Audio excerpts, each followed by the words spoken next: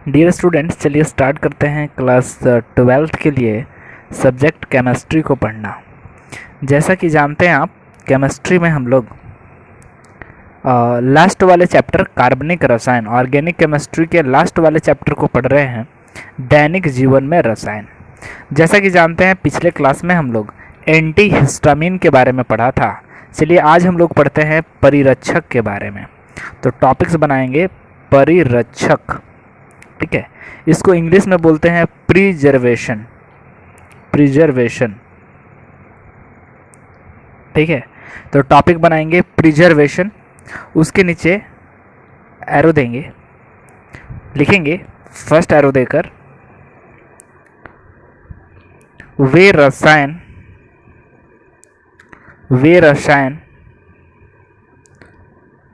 जो भोजन में सूक्ष्म जीवों की वृद्धि, जो भोजन में सूक्ष्म जीवों की वृद्धि या उपस्थिति को रोक सके वह परिरक्षक कहलाता है। देखिए, परिरक्षक किसको कहते हैं? कभी आपने देखा होगा, आप रोटी को, ब्रेड को ऐसी खुली हवा में छोड़ दीजिए तो ब्रेड पर वाइट कलर का कवक लग जाते हैं, जीवाणु विषाणु उस पे आ जाते हैं। तो इससे बचाने के लिए जिस पदार्थ का प्रयोग किया जाता है, आप कभी कभी देखते होंगे अचार वगैरह में भी, अचार भुआ जाता है मतलब वाइट कलर का एकदम उस पे चढ़ जाता है, कोटिंग हो जाता है। वही नहीं, जैसे मान लिया ब्रेड वगैरह है या फिर कोई बिस्किट है, उसको खुली हवा में छोड़ दीजिए ना, कुछ दिन के बाद क्या हो जाता है, उसमें बहुत सारे जीवाणु लग जाते हैं, कीटाणु लग जाते हैं, ठीक है। तो उसको बचाने के लिए जिस पदार्थ का प्रयोग किया जाता है वह परिरक्षक कहलाता है। परिरक्षक नाम से ही पता चल रहा है, रक्षा करने वाला। किसको रक्षा करने वाला? तो खाने वाले पदार्थ को रक्षा करने के लिए जिस रासायनिक पदार्थ का उपयोग किया जाता है वह परिरक्षक कहलाता है। जैसे ब्रेड भी भुआ जाता है, बहुत दिन के बाद अचार भुआ जाता है, उस पर देखते हैं वाइट कलर का चढ़ जाता है। तो उसको बचाने के लिए ना कुछ हम लोग पदार्थ का इस्तेमाल करते हैं जिसको परिरक्षक कहा जाता है। जैसे में लिखिएगा, उसके नीचे जैसे सोडियम बेंजोएट,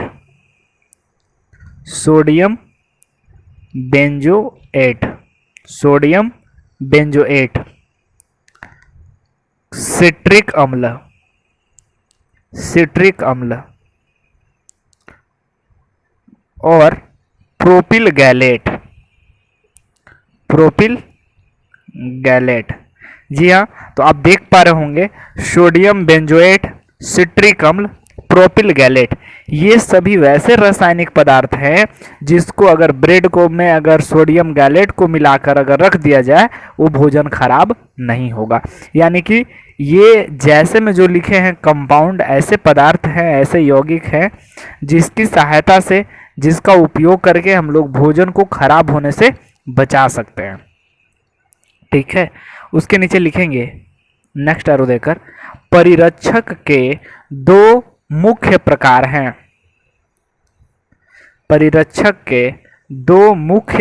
हैं। पहला में लिखिएगा जीवाणु से विरुद्ध परिरक्षण।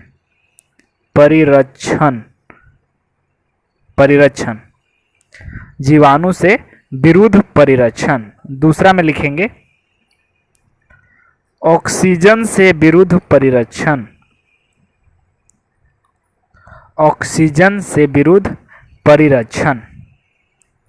तो इस तरीके से परिरक्षण के दो मुख्य प्रकार हुए। पहला हुआ जीवाणु से विरुद्ध परिरक्षण, दूसरा हुआ ऑक्सीजन से विरुद्ध परिरक्षण। अब हम लोग दोनों के बारे में अलग अलग डीपली पढ़ेंगे कि क्या होता है जीवाणु से विरुद्ध परिरक्षण और क्या होता है ऑक्सीजन से विरुद्ध परिरक्षण। तो अब टॉपिक बनाएंगे जीवाणु से विरुद्ध परिरक्षण। जीवाणु से विरुद्ध परिरक्षण, ठीक है। इसके नीचे एरो देंगे, फर्स्ट एरो लिखा जाए सूक्ष्म जीवाणु के वृद्धि से, सूक्ष्म जीवाणु के वृद्धि से भोजन खाने योग्य नहीं रहता है, भोजन खाने योग्य नहीं रहता है, अतः भोज्य पदार्थों को, अतः भोज्य पदार्थों को जीवाणु से परिरक्षण के लिए, जीवाणु से परिरक्षण के लिए sodium propionate, sodium propionate comma benzoate, benzoate और सोडियम नाइट्रेट मिलाया जाता है, सोडियम नाइट्रेट मिलाया जाता है, ठीक है। जैसा कि आप देख पा रहे होंगे जीवाणु से विरुद्ध, जीवाणुओं को बचाने के लिए बहुत सारा ऐसा भोज्य पदार्थ होते हैं जिसमें अगर जीवाणु लग जाएं वो भोजन खाने योग्य नहीं रहता है, भोजन खराब हो जाता है।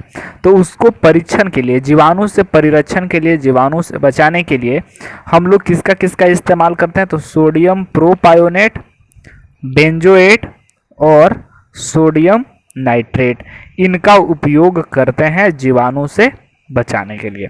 तो याद रखिएगा जीवाणु से विरुद्ध परिरक्षण का मतलब क्या हुआ, जीवाणु से विरुद्ध परिरक्षण का मतलब हुआ कि बहुत सारे ऐसे भोज्य पदार्थ हैं जो जीवाणु के वजह से भोजन खराब होते हैं, तो उनको बचाने के लिए sodium propionate, sodium benzoate, sodium nitrate मिलाया जाता है, ठीक है। ये था जीवाणु से विरुद्ध परिरक्षण। अब हम लोग टॉपिक्स बनाएंगे, लिखेंगे अगला टॉपिक्स ऑक्सीजन के विरुद्ध परिरक्षण, ऑक्सीजन के विरुद्ध परिरक्षण। उसके नीचे फर्स्ट एरो देंगे, लिखेंगे पेड़ पौधे या मांस मछलियां से प्राप्त भोजन में, पेड़ पौधे या मांस मछलियां से प्राप्त भोजन में वसा तथा तेल विद्यमान रहते हैं, वसा तथा तेल विद्यमान रहते हैं, जिसके परिरक्षण के लिए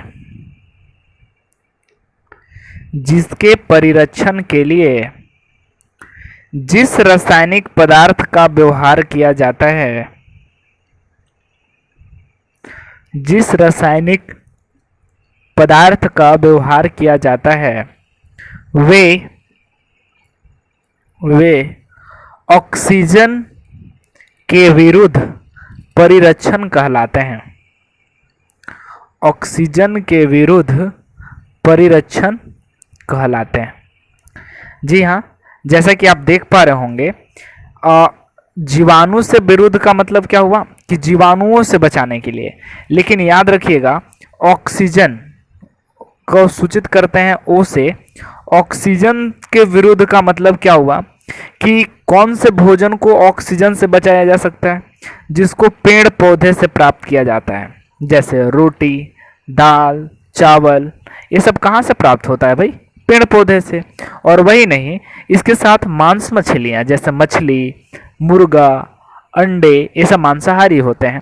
तो जो भी मांसाहारी होते हैं मांसाहारी यानी मांस मछलियों से प्राप्त भोजन को आप बहुत दिनों तक नहीं रख सकते हैं, क्योंकि उसमें वसा का मात्रा होता है, उसमें तेल की मात्रा होती है। मछली में भी वसा, चिकनापन होता है, तेल होता है, ठीक है। चिकन में भी वसा होता है, फैट जिसको बोलते हैं।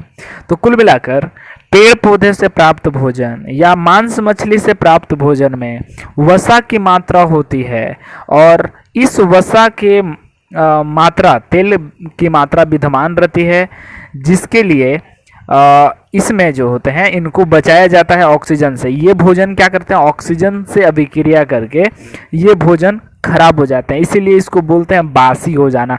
खट्टापन आ जाता है इस ऐसे भोजन में जिसमें तेल वसा मौजूद होते हैं, ऐसे भोजन में खट्टापन आ जाता है, ठीक है। तो वो क्या होता है, उनका स्वाद बदल जाता है। तो कुल मिलाकर देखा जाए तो ऑक्सीजन के विरुद्ध परिरक्षण का मतलब क्या हुआ, ऐसा भोजन जो पेड़ पौधों से प्राप्त हो, जो मांस मछलियों से प्राप्त हो, या ऐसा भोजन जिसमें वसा और तेल की मात्रा हो, उसको परिरक्षण, उसको जिस रासायनिक पदार्थ के द्वारा परिरक्षण करते हैं वे ऑक्सीजन के विरुद्ध परिरक्षण कहलाते हैं, ठीक है।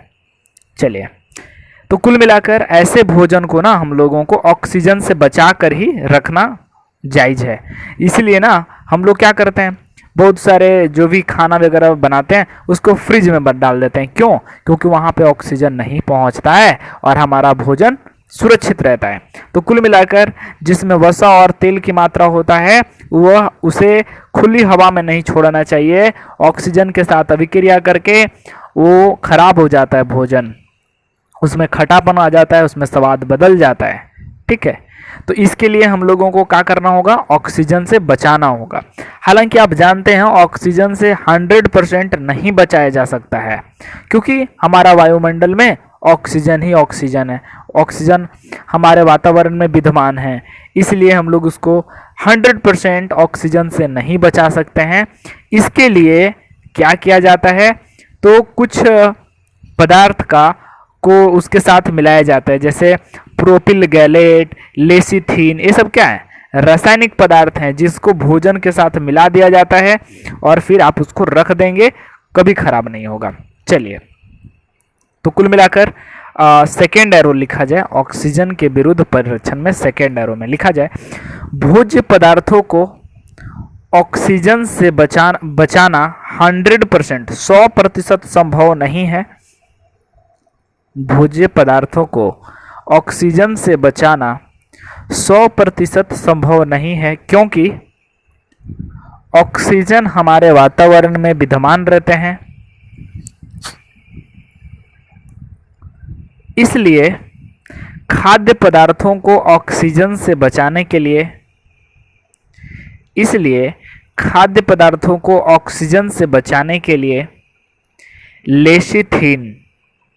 लेसिथिन याद रखिएगा, ये सब रासायनिक नाम है, पदार्थ हैं। लेसिथिन,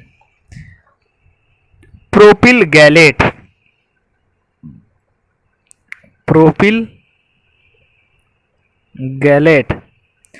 जैसे रसायन का उपयोग किया जाता है। प्रोपिल गैलेट जैसे रसायन का उपयोग किया जाता है।